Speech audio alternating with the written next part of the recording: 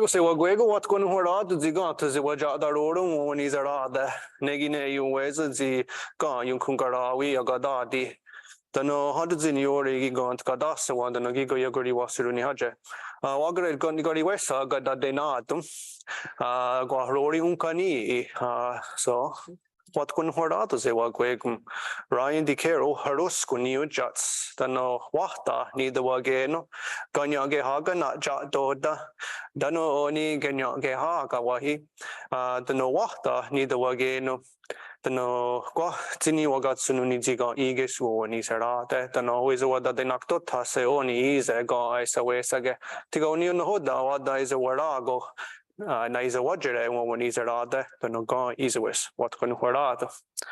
Greetings, everybody. Thanks for the introduction. I really appreciated that. Oh, there you went. Sorry, I was looking for you. That was awesome. That's never been done for me before, so I really appreciate that. Yeah. So the language you just heard was Ganya Geha, which you pronounced so perfectly, Ganya Geha, and that's Mohawk language if you've heard it. And maybe some of you haven't heard of it. Maybe you know a little bit about indigenous languages, but that language is native to right here where we're standing today. You might know words like Canada, Ontario, right, Niagara, etc. These are all derived from Mohawk and other Iroquoian languages, right? You've probably seen the Canada Heritage Minute. Maybe you've seen that on TV. I don't know. The one they talk about the origins of Canada, which is Ganata, really means a town or a village. Ontario is Ganyadario, which is a beautiful lake, right? Lake Ontario. So you've heard the language, and there's several other ones. Oh, Toronto. Right? There's one that's pretty popular, right? Jitkarundo, where there's logs in the water, is what that means, literally.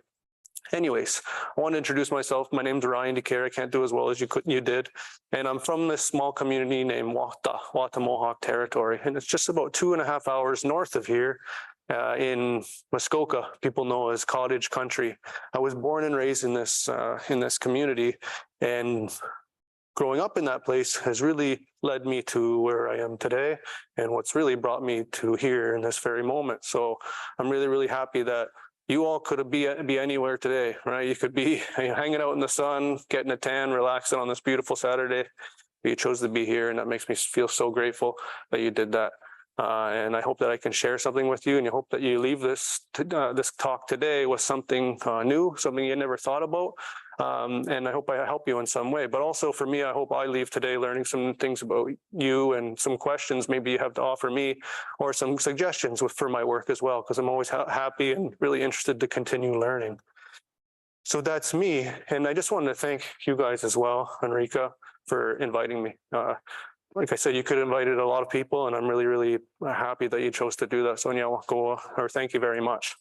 So this is the focus of my work, adult immersion. And you probably never really heard about that so much. And you're going to learn a lot about that today, specifically in how we use adult immersion to create speakers of Ganya Geha. I'm going to talk to you all about that, specifically in my work as a student, but also as a, not sure why this isn't working.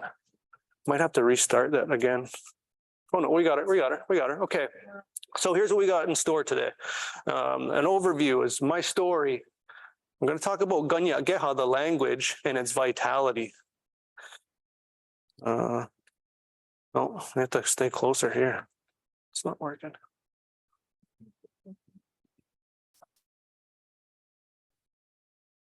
Oh, there we go. Okay, maybe it was, okay, sure. Maybe I was too far away. I'm going to give you an analysis of Ganya Geha and its vitality, specifically, and then adult language learning pathways for Ganya Geha. So I'm starting hard to get used to this big room. What is adult immersion? How do we use adult immersion? And then 8 foundational components of what makes up a successful and effective adult immersion program. And then challenges and opportunities for adult immersion. Then we're going to talk a little bit about the takeaways, what we can learn from that. So my story, my motivation, I already told you a little bit about this. Also not working again. Hey, Lisa, maybe it's because the cursor's off.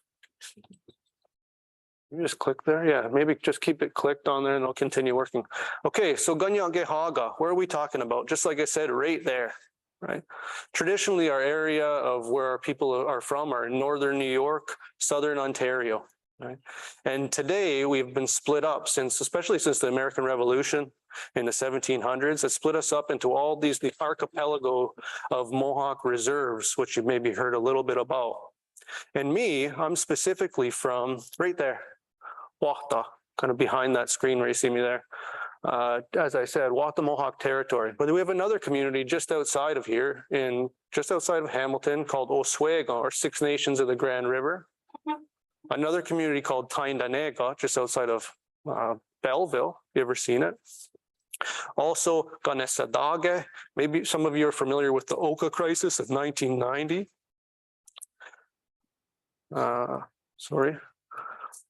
Akwesasne, which is really an interesting community because it straddles both Ontario, Quebec, and New York State.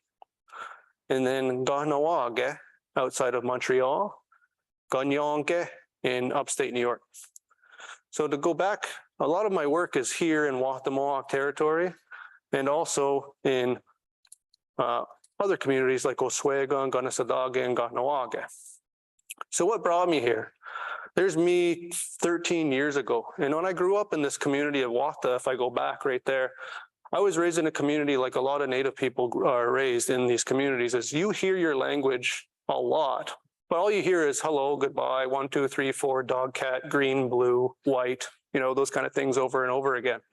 And then when you grow up, you start to wonder, how come you only hear the old people talk, right? How come I only know the word goodbye and hello? At least that's what happened to me. But there was, especially when I was in high school, on my bus driver, well, it wasn't really a bus, it was a van. It's a really small community. There's only 200 people there. And my bus driver, Tommy, he was a first language Mohawk speaker. And I just saw him speak in Mohawk all the time. And you just could see he was a different person in Mohawk a little bit. Many of us speak several languages here, so you kind of know what I mean. You know what I'm talking about. He laughed a lot more. He just seemed so much happier. Not that he wasn't happy in English, or just something different about him. And being on the bus with him every day just made me, day after day, wonder, who is the real Tommy, right? What is that guy? I really want to know who that is. Right? And then by extension, if I felt that if I got to know Tommy, maybe I get to know all the other elders, and then also get to know what my ancestors, how they thought, how they really understood their connection to our community there. So it was really just that. I didn't really get involved in language work because I thought that maybe the speakers were decreasing or it was in a stressful state. I really wanted to know who Tommy was. I really wanted to know who this community was. And that's really what set me up for wanting to pursue learning this language. And I started this really as not working again. Just click the screen like you did last time. Yeah, see, that's the problem. All right, so what started me off with my learning was here. This is Ungawana Ganjokwa. It's an adult immersion program in Six Nations of the Grand River. There you see me, cute baby face 12 years ago. No, maybe 15 years ago now. And some of you might not be familiar with this, but I encourage you to go online. In this adult immersion program, I went into it with zero knowledge almost of the language, basically not more than what I just told you. And then after 2 years, I could speak pretty darn well, on everyday topics all day long as I wanted, and most topics that I wanted to. So we have this online video of me before and after, if you want to go check it out, and you can see that my Actifil OPI in both of those situations. But then that led me to becoming a teacher in this program, and here's one of my cohorts here at the end of their graduation, another one in Kahnawake, another community. But also I spend a lot of my time with the old people in my community, talking to them in the language, recording them, documenting them as much as I can so I can try and mimic as much as the way they speak as possible while they're still here. Because in my community now, in the 1980s, close to 50% of the community were first language speakers. Now there's 2 people, right? That's in that many years, right? So less than 1.2% of the population, technically, when I look at it. So I spent a lot of time with these elders, and just one of them has passed away just this year. So I became a speaker as much as I could be. And then that just pulls you in. You start to realize, wow, we need to create more speakers. If I want to, do I want to raise my children in this language? How do I raise my children in this language? Who am I going to speak it with? Who are my children going to speak it with? So you start to think about what you can do as an individual to make it a better situation than what you had when you were young. And that's led me to the work that I'm doing now. So I'm going to talk to you a little bit about Ganyageha vitality. And the reason why is I'm going to use that idea of how we understand Ganyageha vitality and the situation that it's in to show you why it's important to be focusing on adults. And when we talk about adults, what is the best way to produce highly proficient adult speakers, at least for us in as Ganyagehaga with Ganyageha, the language specifically. So there's three ways that we really are popular for measuring language vitality, which some of you are probably familiar with, some of you not. The big one is Fishman's GIDS, but also UNESCO has a system. And then there's the eGIDS or expanded. And when you look at those and you kind of take all their metrics and look at what's most important in measuring a language's degree of vitality, a few things come to mind. Its intergenerational transmission status, its number of speakers and the proportion, whether they're being used in certain domains and certain functions, attitudes at the government level, at the policy level, local community attitudes, literacy and education materials, what's been produced for that, and also the structures specifically for revitalization. So things like immersion schools, language nests, all these kind of things that happen in the community every day. So when we're looking and trying to measure language vitality, we look at these main pieces. But today, I don't have enough time to talk about all those things. I'm only going to talk about those two. Right, intergenerational transmission and the amount of the numbers, how many people actually speak these languages. When we look at these scales though, they don't really measure vitality. They measure endangerment. Right? And what they do a poor job at is actually measuring languages that have undergone distress and then are on a path towards revitalization again. Right? So they do kind of a poor job at really measuring languages that are in nuanced, unique situations that are really trying to become more vital or more revitalized. With that being said, though, here's what they look like. If we look at Ganyageha, here's a reason why they're kind of not great at measuring. It's somewhere between these numbers, 6, 7, 8. So it could be the language used orally by all generations, and it's taught to children as their first language, because there's some pockets in some of our communities where some people are doing that, pockets though. But most of it is really around 8. The only remaining speakers are grandparents and older. That's really the majority. UNESCO is set up like this, and Ganyageha is something about like that. Definitely endangered, severely endangered, or critically, depending on which one of those communities you're talking about. Remember, because our communities have been split up because of the effects of colonization in these small reserve communities, that you'll have one community that's pretty good with language, one that's really good, and then others won't have any speakers at all, right? So some will be doing better, and they don't necessarily communicate well, right? Because they're so far away.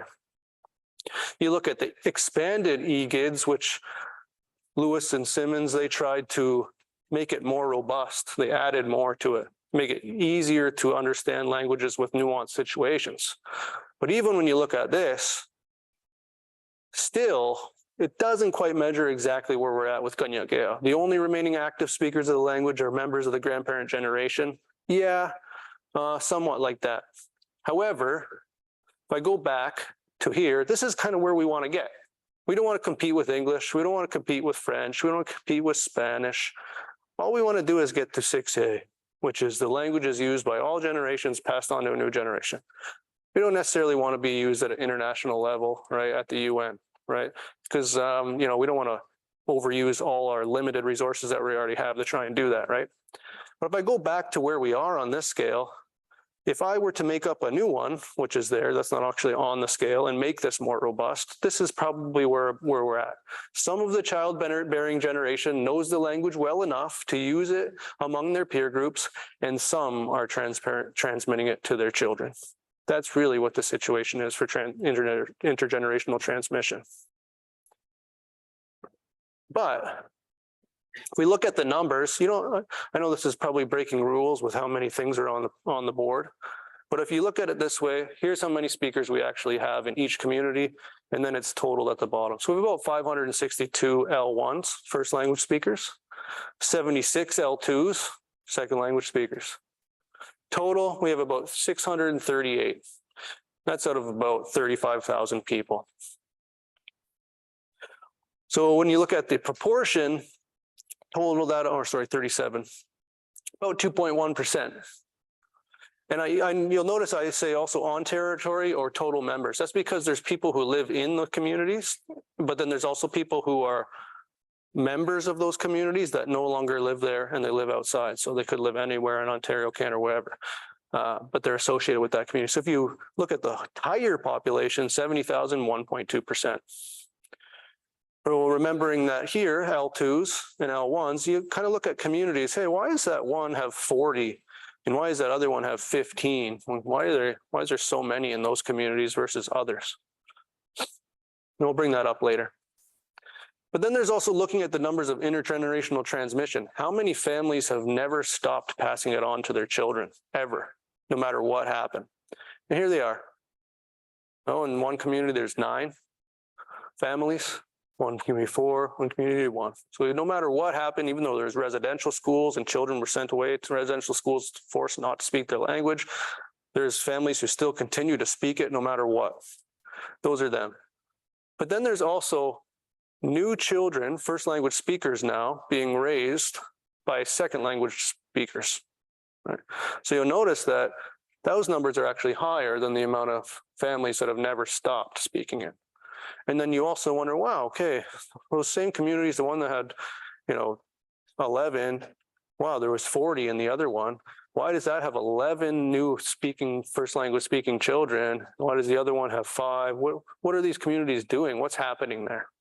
So super interesting that you notice that since this hasn't happened since, heck, the 40s, 50s, that people were actually raising new first language speakers. So something's happening here.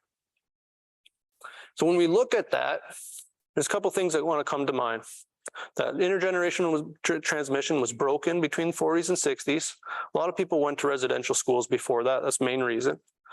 That still, no matter what's been happening for language vitalization of Ganyagehas, which has really been since the 70s, work has happened. Immersion schools were created in the late 70s and early 80s. That still, no matter what we have, the infrastructure we have, we're still losing speakers faster than we're creating them. Mostly our work has been focused on children, like I said, mostly immersion schools for usually K to grade 7, something like that. And then communities, though, with slowing endangerment or increasing vitality are communities that are doing this, using the language of adults, using the language in their peer groups and in the home and other revitalization structures and domains. And these communities are running adult immersion programs with simultaneous pre-kindergarten and elementary school immersion. So those communities that I showed you before that have a high amount of new speaking first language children raised by second language parents are communities that have both adult immersion for their parents so that they can become highly proficient speakers, but also have simultaneous kindergarten to elementary immersion for their children. The biggest challenge is that we're really having a hard time developing adequate proficiency of L2 adults. We really, really struggle at that. So if you haven't thought a lot about Indigenous languages, maybe you thought about any Indo-European language, doesn't really matter what language it is. If it's a really common language in the world, I want you to think about what would the differences be in difficulty for learning, say, Mandarin, Arabic, Spanish, Farsi, what have you, relative to learning, say, Ganyangeha or Ojibwe or another language local to here. And I want you to think about, you could be thinking about typological challenges structurally about the language. You could be thinking about cultural issues. You could be thinking about material access or even speaker access. Think about what it would be, how it would be different and what I'm trying to say there. So this means that focus should be placed on creating a critical mass of young adult speakers to create a strong adult speech community. And the most effective means for doing so should be employed and strengthened in each community. And that's what I'm going to talk to you about now. You're familiar with some of these people, I imagine, but they've said things like this: mother tongues are self-sustaining, and a new generation does not wait until it goes to school to get its mother tongue. It usually gets its mother tongue at home, in the community, in the neighborhood, among loved ones, the ones shaping the identity of the child. That was Fishman. The difficulty with the immersion school movement is the quote-unquote missing generation.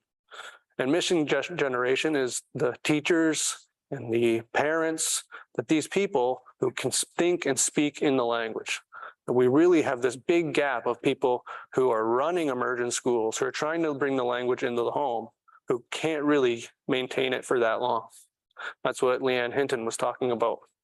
Adult learners are an underused resource for the uphill urgent battle against Indigenous language loss in Canada. The lack of adult-focused language learning research and literature in the field of Indigenous language revitalization indicates the oversight of adult learners as powerful potential contributors. Well, now I'm a McIver. I've only got two more. Parents themselves must learn and use the language at home and in the community. Otherwise, the language is just another thing that is taught and used at school by their children. Also kind of sounds a little bit like French immersion in Ontario, if you think about it, right? I don't want to hurt anybody's feelings, but it definitely does. Genesee, Fred. And then finally, the key demographic in reversing language shift is young people ages 12 to 30. For this demographic to ensure the survival of the language, they must learn their ancestral language fluently, maintain fluency by daily peer group use, pass the language on to their own children. That was William Wilson and his wife. So thinking about that, you look at how we've learned our language as adults for Ganyaggehaga, but you could really say this for most Indigenous languages across Canada, of which there's about 60. Really, most of the time most of our revitalization efforts have really largely been focused on children for the obvious reason, right? There's this general belief that, well, there's the critical period hypothesis. If you focus on them really at the beginning, they're more likely to speak as adults. So we need to really tackle it really nice and early. But what do you do if the parents and the teachers don't actually speak very well? What happens to that child, right? And that's kind of what happened, is that really they didn't become speakers much, these children, at all, right? They kind of stop right where the parents are. So how have we been teaching adults? Let me click the screen again. Yeah, that's the problem. I don't know what's going on. So the main way that really historically we've been learning is self-directed learning. Prior to the 60s, there was no institutionalized way to learn Ganyaggeha. And then really not up until the 80s and 90s, really at that time. And I know people, I've interviewed them, talked with them, the people who have become really excellent speakers of Ganyaggeha, and really tried to research how long it took them to become highly proficient speakers, self-directed, basically visiting elders, visiting people as much as they can. It takes them about 20 years, maybe 15 years to become highly proficient, some of them 10. So when you look at that drop in language vitality that I just talked about, we start to think about, oh heck, how much time do we got, right? It's only 2.1% of the population. All of them are 70 and older. Some are 60. It's like, can we just go around self-directed learning and hoping that we get fluent fast enough, and then all of a sudden all those elders are gone, right? So there's that way. There's also group classes. These have been initiated in universities, night classes in our communities. These have been great for integrating people into just some knowledge about the language, just starting a little bit, right? Because a lot of people don't know much about our language. So in the community, people will go, they'll start to get maybe somewhat interested in it, but usually that's where they end. They're not on a pathway to high proficiency, right? They're usually a night class for 8 to 12 weeks, and then a night class for 8 to 12 weeks, beginner, then a beginner one again, then a beginner one again, and then 15 years of that over and over again, right? It's kind of what we've been doing. Master Apprentice, people familiar with Master Apprentice a little bit in here? People heard of that, maybe. Some people call it Mentor Apprentice. This was really popularized by Leanne Hinton in California for small Indigenous languages, where they pair an elder with a young learner to be around them as long as they can really make happen every single day, usually 3 hours, something like that a day, to be with that elder all day long, to try and increase proficiency. What they're trying to do with Master Apprentice is make up for the shortcomings to these others, which is usually there's not enough time in the language for a class, right, a night class. Language camps are pretty popular in Indigenous communities, which are basically 2 weeks, 3 weeks in the summer. They try and do them fully immersion as much as possible. Then usually what happens with these is that people are beginner learners. The elders are trying to use the language completely, but the learners don't really know too much, so they end up breaking down and they end up using English, and they start doing maybe cultural activities instead. That's pretty common what happens with those. So we look at those and we look at why are they challenged? Well, the main one is devoting sufficient time in the language. So we have to understand how long does it take to learn a language, but then how long does it take to learn a language like Ganya Geha as opposed to learning, say, French, if your first language is English? A lot of them don't really teach through a cultural context. What I mean is we could teach Ganya Geha here at the U of T, but they're not integrated into creating the speech community where these people wish to use it on an everyday basis. That's a challenge. And then finally, it's not just about creating speakers, it's about creating a community of speakers who are going to use it with them, their peer groups, and work to try and restore intergenerational transmission for their children, whose children will then raise up as a community and then hopefully speak it as their peer group when they're 12, 13, 14, etc. Those are the challenges associated with those adult language learning pathways. So in order to overcome those challenges of these, this was created. I don't think in the beginning people realized it, but this is really what happened. Adult immersion was created. And you if you think of the situation, why it was created, is that these languages, there's no home country to go back to in Europe where 15 million people speak it and you can just be immersed in it, right? Is that how do you create an environment, even though it's contrived and maybe fake, where it's almost like you do, right? And that's almost what adult immersion is. And I'm going to define it for you right here. And the reason why I'm going to define it is because it's not really common to be talked about in the second language acquisition literature, also the Indigenous second language acquisition literature. When you read up on pathways to fluency, pathways to high proficiency for adults, it's rarely talked about. Actually, there might be 1 or 2 papers. And we need to do a better job at talking about it as a construct, as a method, as an institution, as a structure. So it's an institutional framework in which its major mission is to create speakers. That's it, done. And then to build an adult speech group or peer group in a community of speakers. That's what it is. Now, fundamentally, though, it consists of this: full immersion, full time, like a job for students. So this is 9 to 5, Monday to Friday, from September until June. So just like if you're going to university, except you're at university 9 to 5 all day long. So it's like a job. And students get paid. Students get a tight stipend every day, usually around minimum wage. It's usually 1 to 2, but sometimes 3, but usually 1 to 2 school years in length, or long enough to reach an adequate level of speaking proficiency. Delivered in a classroom or other contrived setting. And then the primary focus is on young adults, at least it is currently. So, Ganya Geha adult immersion timeline. I'm showing you this because Ganya Gehaga, or Mohawk people, were the first to really start this amongst Indigenous communities historically. The first one that was started was in 1999 by Ungawanaga Jokwa. That is in 6 Nations, an hour from here. Radiwanahnirat's in Ganawage, just outside of Montreal, in 2002. Sadiwanagaradats, seeing a pattern here, these monster long words. We're going to talk a little about these later. That was in Tainanega, outside of Belleville. Azedzidawadum in 2017, just outside of Cornwall, Ontario. And then 2022, Radiwanahawi in Oka, or Ganasadage, also just outside of Montreal. So we now have 5 working adult immersion programs full-time in Mohawk communities. This one here that I showed you. They're in Kahnawake, they're in Tainanega, Akwesasne, and then in Kanesadake. So 5 of them there. This is how many graduates we've had to date. In Ungawanakanjoko, we've graduated 200.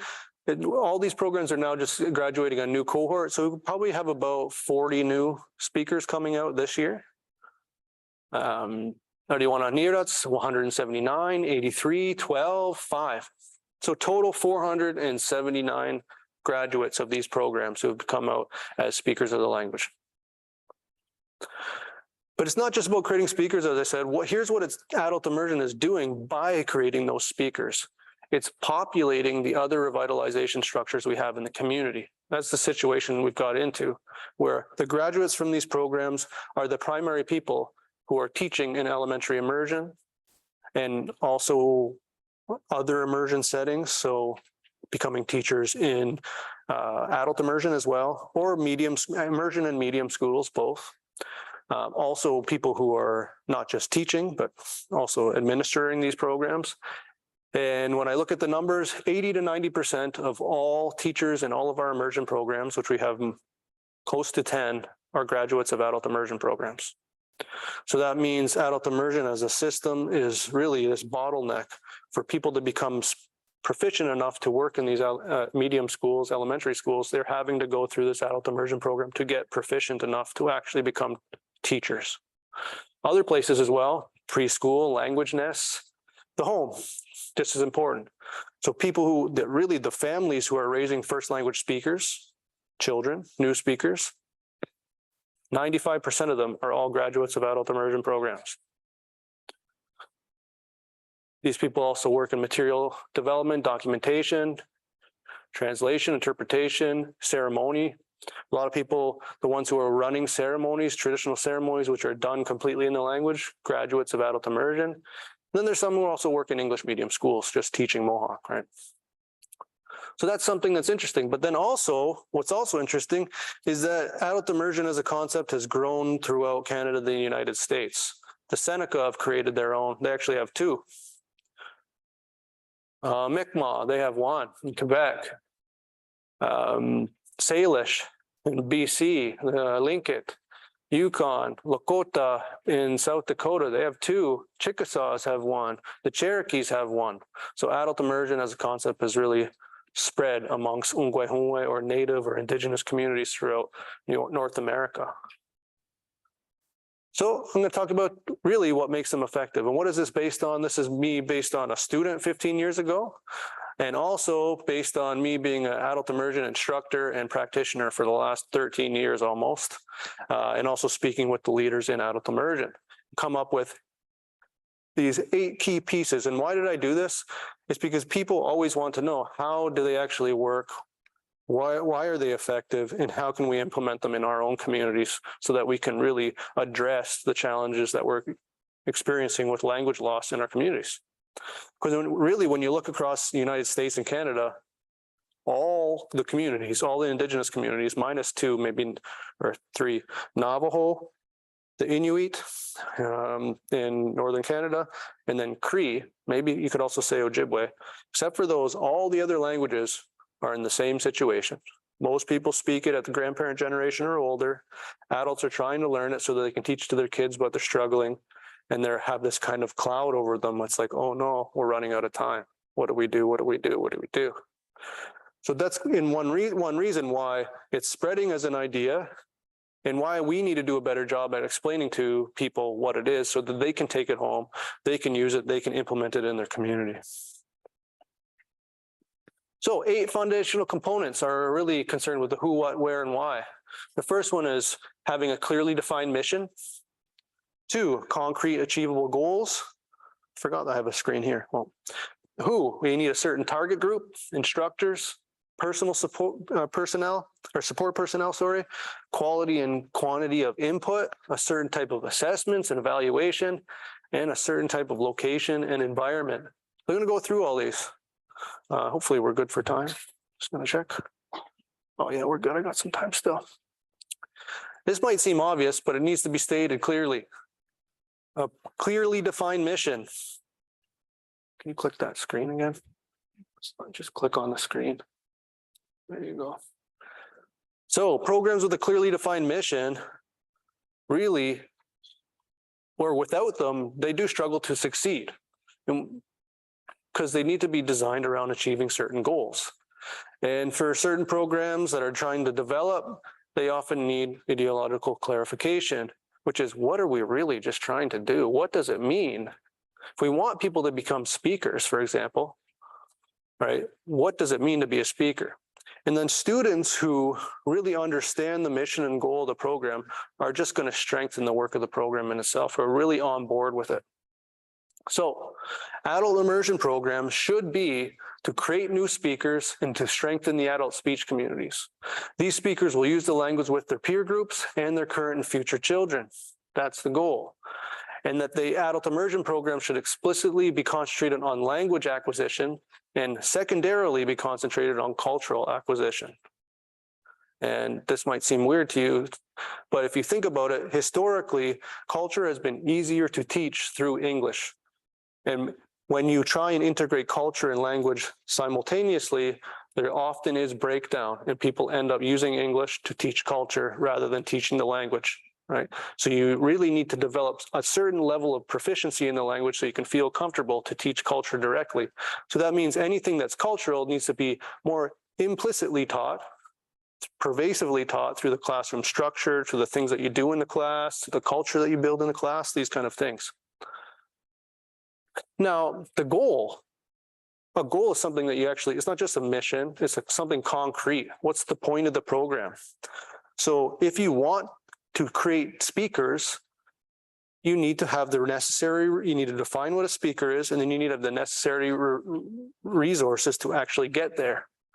So for a 2-year program, this is through years and years of trial and error, but also it aligns with some research, is to get to an intermediate speaking proficiency after 1 year of classes, and then advanced proficiency after 2 years.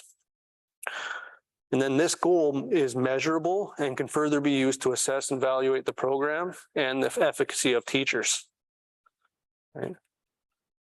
Now, you're familiar with Actiful, I imagine, everybody here. Some might not be. So for us, in all Ganyagehaga or Mohawk adult immersion programs, we use an Actiful oral proficiency interview.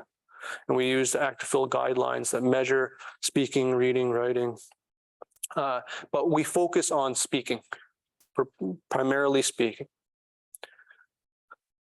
And we use this Actiful scale because it helps us to describe the performance of students in the programs.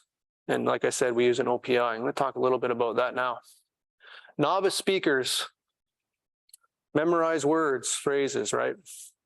Can't really sustain a conversation. You got your dictionary up right now and you're just trying to get through, right? Like a tourist in Mexico. The intermediate speakers, they can sustain a conversation. They can create a bit with language, right? But it's still mostly about them, their personal environment. And then advanced speakers, extended discourse, narrate all major time frames, past, present, and future, and they can sustain in-depth conversations. This is our goal at the end of 2 years for our program. That's the achievable goal. And if I want to get specific about the sub-levels, our goal of students is to reach advanced low. And if they do not reach advanced low, they don't graduate. So it's not focused on marks, it's not focused on grades, it's did you reach that level? Now, Actiful has this chart, which kind of aligns the level of speaking proficiency that you have with the type of job that you seek to require. So even they outline this as well. They say, at advanced low level, you should be able to be a K-12 language teacher, a nurse, social worker, etc. So that's what we're trying to do, trying to create people who can go into the community and use it in a multiplicity of domains. But right now, for us, the major focus is in the home and teachers. Hopefully we don't have to just focus on teachers. No, not everybody wants to be a teacher. I don't know if I wanted to be a teacher. I like it now. There's so many people who just want to use their language, right? And do whatever they want. And we're noticing that now, right? Is that people are starting to use it a whole lot more in other domains that we don't oddly think as something that you'd use your language in, because you think in the last 50 years, people think language, oh, the school, language, oh, the class, because it's always only been in the class for us, right? How could you learn your language and not become a teacher? Well, we're trying to get to those points. So if we look at it after year one, intermediate low, after year two, advanced low, if we had a third year, maybe advanced mid, maybe advanced high for a fourth year. You notice it's a cone, so it really takes a longer time the higher you go up, right? And after our first year, it's up 4 levels. After our third year, the goal is 3 levels, right, to coincide with that.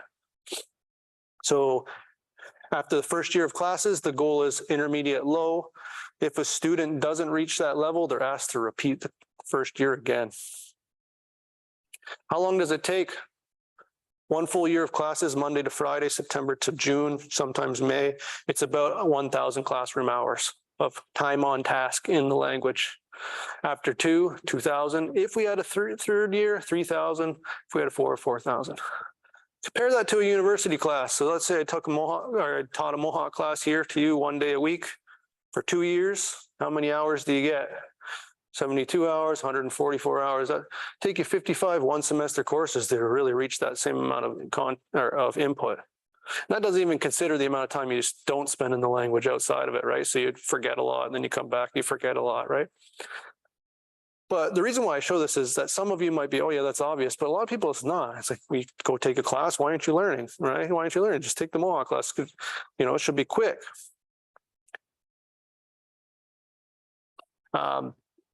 And I will get back to this point in a second. I see. You just click on, oh yeah, there you go. Just click on the screen there. Yeah, there you go. I don't know why that happens. Whatever, no worries. Sorry, guys.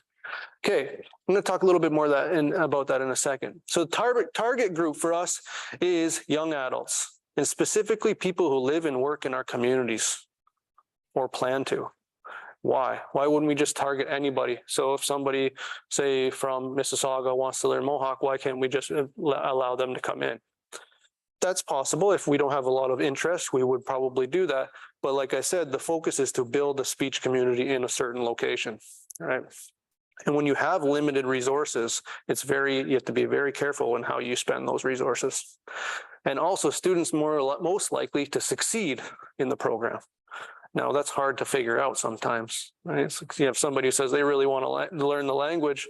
It doesn't necessarily mean they're going to be successful. So we do certain things to help us in that regard, such as we have entry requirements. So they have to do a test to enter, have to memorize major pronominal prefixes, and they have to do an interview. But also people who really have this interest in assimilating into the speech community. Instructors. Now, some of you might find this controversial. I don't know. I'd like to hear from you. But what we've noticed is that our instructors have to be able to deliver quote unquote quality input. And these quality input providing instructors are almost always L2s, right? And the reason why is because they've developed a certain metalinguistic awareness from learning the language themselves. Not just about the metalinguistic awareness, though. They kind of know what it's like to be a student, right? And you all are quite familiar with the fact that just because it's your first language, it doesn't mean you know anything about how to teach it, right? And our first language speakers definitely struggle with that. And you're really going to understand it when I talk to you about the language a little bit in a minute. So there's that, like I just said, they have to be patient, they have to be approachable. They have to create a low anxiety environment. You got to be professional, and they have to have some social skills. But we also do use L1s if we can, because some of our communities that have these programs don't have any L1s left. 2 of our communities, they're all gone, right? So what do? We have to use documented material so that they can hear authentic speech. But if we do have L1s, we use them to just be in the classroom, to just be an example of authentic speech, to correct the teacher, to correct the students, to just be there, to be advisors every single day as much as possible. So they don't have to tell us what, about different tense and aspect and etc., right? They just have to tell us how to say something. Personal support personnel, We need a director that really guides the program. That's what we have.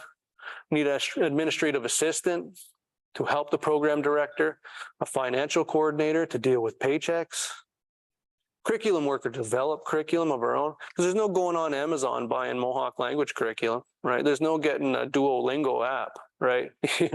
We need somebody to be creating this ourselves. So we need that. Board of directors to deal with issues with students, to direct the program, bereavement, leave, all those kind of things that you need. And then number 6, which you might be most interested in, is quality and quality input. Now, we've determined this over many years by quality or quantity, as I said before, at least 2,000 hours, or what's equivalent to being able to use the language as your primary language on an everyday basis on most subjects, right? Okay, what is that? All right, and it needs to be sustained with limited gaps. Like, as I said, no half a year this year and then another half a year 10 years from now, all now in one. Now, maybe you're familiar with this. Foreign Services Institute has come up with some numbers on how long it takes to learn different languages of different typologies if your first language is English, right? This is all from the US. They've done a lot of research on this. It's a branch of the American military, so they really want to know about these things. And if we look at group 1 languages, so languages that are closest to English, right? Seems to make sense. If you want to get to an advanced low, they're saying they need about 500 hours. Group 2 languages, a little bit different than English, further different, 720. So Greek, Hindi, Bulgarian. Some of you might try and debate this a little bit. 3 languages, Czech, Finnish, Hebrew, advanced low, it'd be 720 again.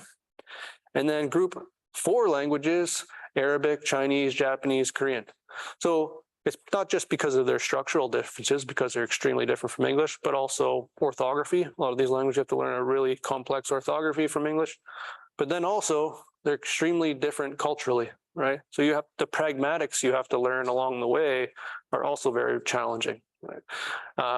Well, we like to think that, say, Spanish and French are very different culturally than English, but really comparatively to Arabic and, Chinese, quite a lot different, right? So when we look at that and compare indigenous languages in Canada and the United States, or Mohawk specifically for this presentation, I created my own chart based on these years of experience. And we've determined that it takes about 2,000 hours to reach intermediate, high, advanced, low. So likely a category higher than Arabic, for example. Is it because they're so different structurally? Definitely. These languages are extremely different structurally than English. Culturally as well, right? Orthographically, all of them are slightly different, but yes, they're mostly based on, right, Roman, but still you have to learn a little bit different there. But probably the major thing, though, is access to the language. At least still with Arabic and Chinese and all these other languages that might be more challenging, you can still go to that country. You can still get a book today. You can I could probably find a class right this afternoon in Arabic, probably somewhere in Toronto if I really want to right now, right? So these languages, which are all related, they're all in the Iroquoian language family. I show you this because just as it would be for any language family, let's just say Romance languages, once you learn one, it's so much easier to learn the next, right? And this is what's happening now, is that people who are learning Mohawk are going on to learn Oneida, Seneca, Onondaga, because it's just like if you learn Spanish, if you say Mohawk Spanish, Oneida is Portuguese, right? If Oneida is Portuguese, Onondaga is French, right? Et cetera, et cetera, et cetera. They kind of get further and further as you go, but they're still related. And back in the day, and I mean 250 years ago, our communities were all multilingual, just like it is more like in Europe, right? All our people spoke all 5 of those languages. Even 50 years ago, there were several people who did, but that's very uncommon. And by quality, we've learned that we need a certain simple to complex structural approach mixed with a communicative approach. And what do I mean by structural approach specifically for Ganyageha? You need to know the unique structure of your language and use it as a tool in acquisition. Well, we didn't know this really. Nobody told us this ever. We didn't know this back 50 years ago, 40 years ago, 30 years ago. We just tried to teach the language based off French curriculum that we got from Quebec and French immersion programming and just translate it. Now, that created several problems. One, the culture is quite different. So you'd have like a unit that's like getting on the subway. It's like, who gets on the subway where we are, you know? So one, it's not really related to your life. But then also, when you looked at the grammar, sometimes in the first unit, the first activities you'd be doing, it'd be extremely complex grammar going on there, right? And what does that really matter? Well, I'll show you why it matters for Ganyak Geha. It's extremely distinct. Everybody probably knows what polysynthesis is, and Ganyak Geha is pretty well a model language for polysynthesis. And that means, what's the proper definition? It means you can create these monster words, right? Some people say it's kind of like German. Yeah, kind of, right?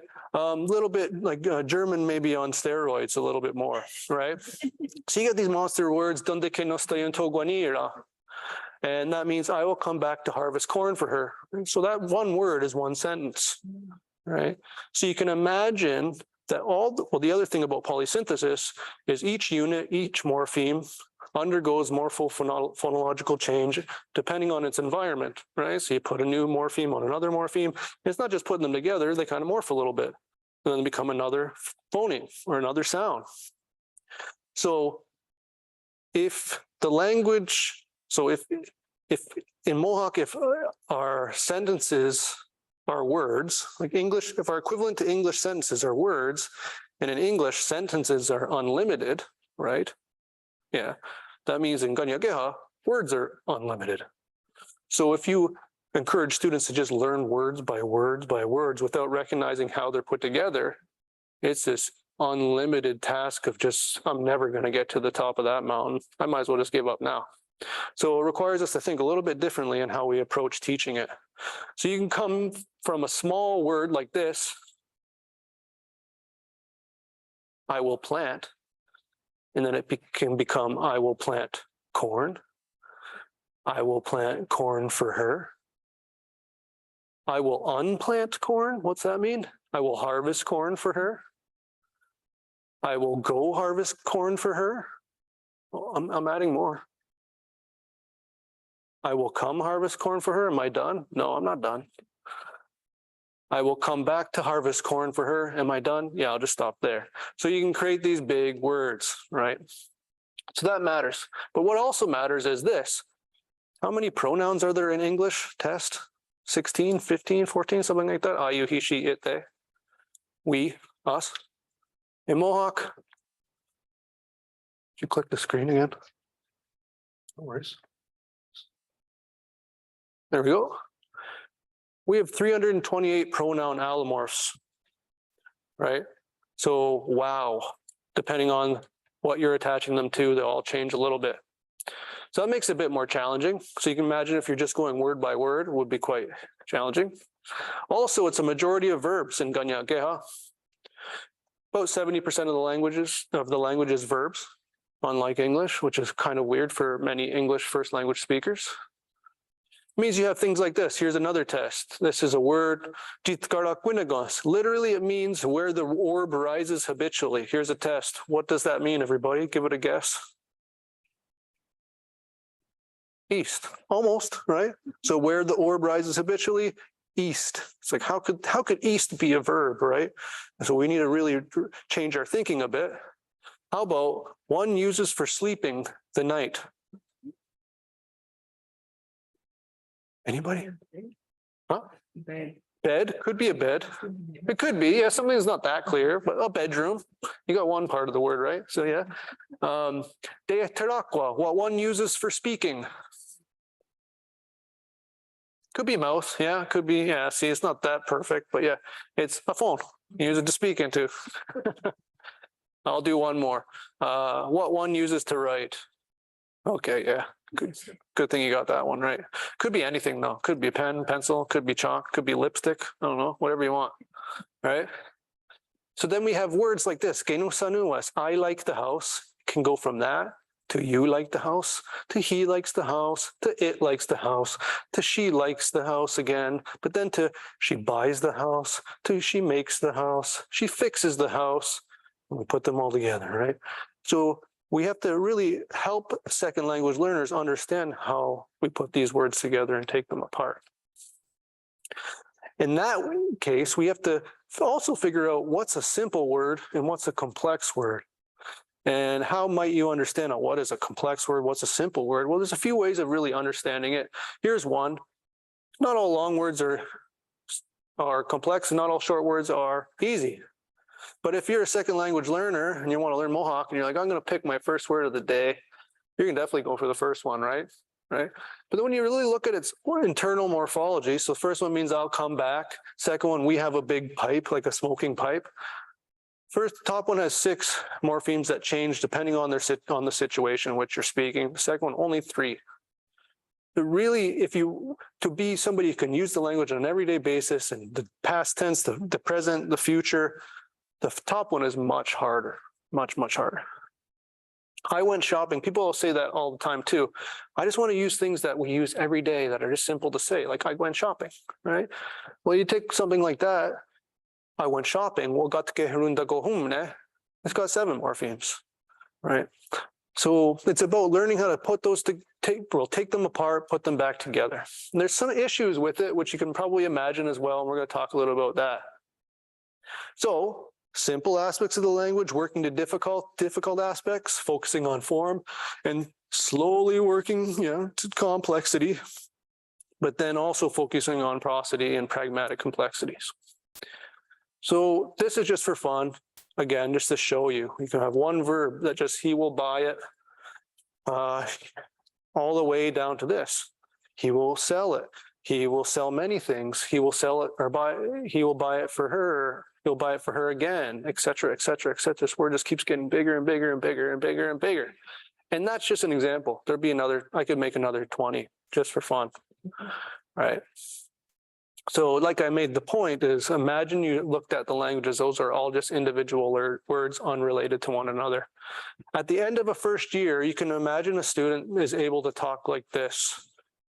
My name's Ryan DeCaire. I'm from Mohawk territory. I'm Mohawk. I'm 35 years old. My parents are Maria and the late Raymond DeCaire. My mother is still alive, but my father has passed away. They were not married. My mother was a housekeeper and my father was a cranberry farmer. My mother is not a Mohawk speaker and neither was my father. My mother is still living in the same house today. I have 4 siblings, 3 are older, 3 are brothers, 1 is a sister.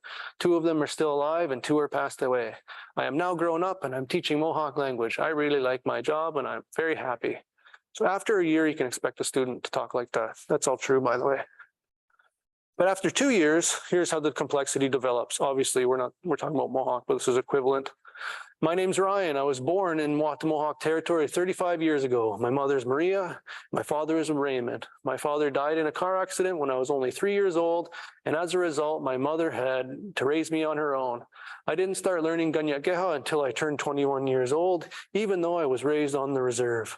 It seems like yesterday, but 14 years have already passed since then. I thought I would have been able to learn in just 2 years, but now I realize it will always be learning new things.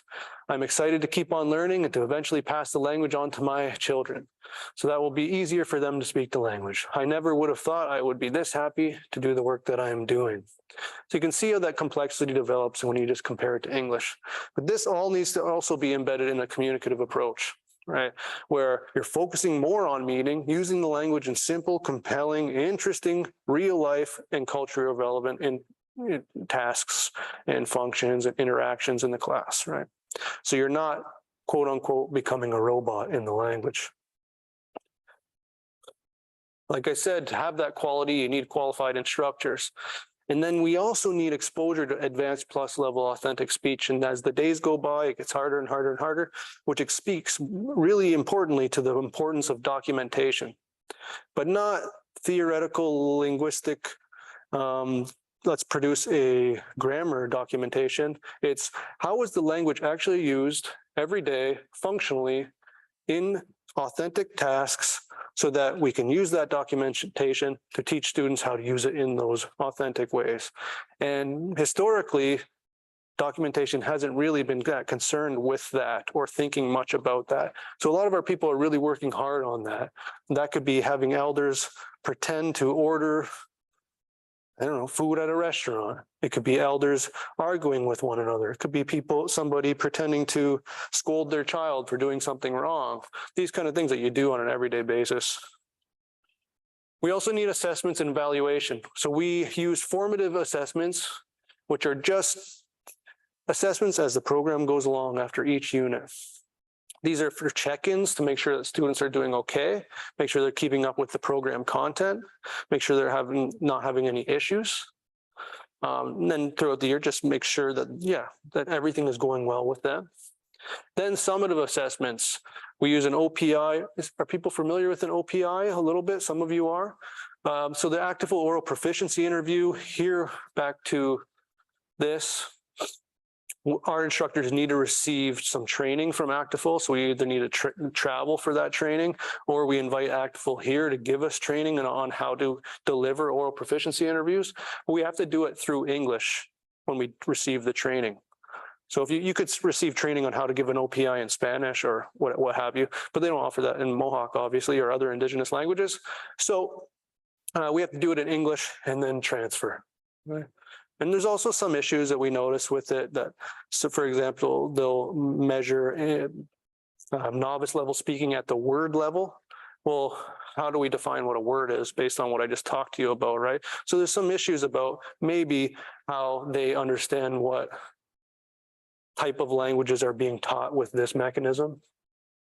So cultural, or the location, it needs to be located in the community, a complete immersion and setting, a place where the real goal is to really set this class up as a dominant new domain of use in the community, so that students, community members know that when they can go into that room, that building, that school, what have you, whatever you want to call the adult immersion program, that they know that that language is going to be used there exclusively. And we need a physical space that really encourages relationship building, because what we really want is those people to love each other so much, although it's hard after 2 years of being together every day, all day long. We want them to love them so much that they want to have kids together and raise new families, right? And raise new, babies in the first language. So ideally, that's kind of what we're trying to create here. But maybe you've been thinking about some issues, and I want you to think about what's some problems with maybe what's happening. And we have some big problems, because it's not all fun and, roses and love like maybe I've kind of made it seem, because it is super challenging. The main three that I've noticed are these: speaking authenticity issues with our students, also losing the language after graduation or attrition, funding and support, and then student challenges. Speaking authenticity and attrition. How much time we got? We got about 5 minutes? Okay, yeah, 5 minutes. All right, I'll just do this quickly and then questions and answer. So the main one is authenticity, is that students, they come out of the program what some people think is a corrupted version, because we're teaching them the patterns on how to put the language together, that sometimes they'll create grammatically formed correct words, but it's just not something people say, right? So elders will have a problem with that as well. And we're trying to mimic exactly how the elders speak as much as possible. And that's a little bit different than, say, SLA in general. People just want to be able to communicate, but we're worried about trying to sound like exactly like our elders so that we don't lose that authenticity of the language, right? We don't feel like, oh, they're still speaking real Spanish back in Spain, right? So the examples are overuse of calcs, right, in English, correct pragmatics, things that are just seem robotic and out of place. And then a lot of our students will graduate with high proficiency, but because once you're done, there's not many domains you can go and use it every day, that they slowly lose their proficiency, because they also have to pay the bills and raise their kids, and it's very, very challenging to do that. They can address this by increasing exposure, integrating new methods more grounded into a communicative approach, and increasing program contact time, more than 2,000 perhaps. I'll just skip that. Sorry, guys, I got two more quick slides and we're good to go. Programs struggle with funding primarily, and why is because adult immersion isn't really a school, but it is, but it's not really a job, but it is. So it doesn't really exist in common funding pathways. How do you get students enough money to actually attend class all day long? Is a big one. How do we train or give our teachers a good enough paycheck where they can actually get a living wage and get benefits, for example? Because all of our teachers right now make so low money that they're doing second job at night. And that's a challenge for us. Same with the student body. You want your student body to be focused on learning the language. You don't want them getting a job after being in a job all day long. They can address this by working with tertiary institutions, and this is something I've been working on to try and house our programs under a university where they pay most of the bills. Also exploring partnerships with other adult immersion programs. And finally, thanks for the extra time, Enrica, student challenges. The biggest barrier is probably not the fact that these students are past the supposed critical period. The biggest barrier is getting enough quality time in the language.